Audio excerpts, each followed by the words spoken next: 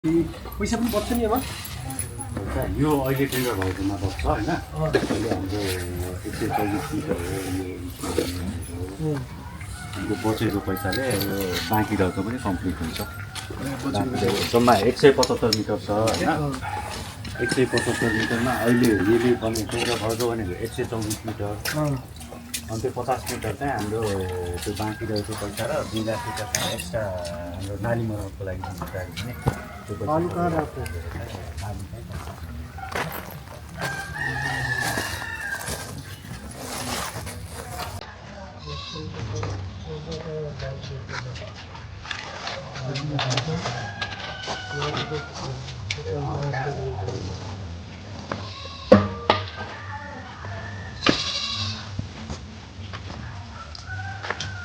राखेको कि यसो सम्पर्क ठ्याक्क गरिहालेपछि अब राति सोध्ने काका दौडा दौडी गर्नु यस्तो हुँदैन।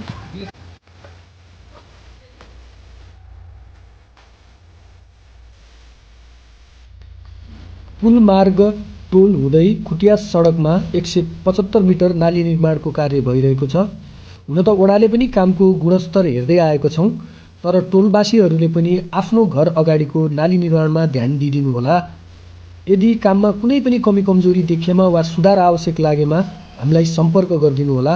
तपाईँहरूको सहयोग र सुझावले हाम्रो टोल अझ व्यवस्थित र राम्रो बन्नेछ।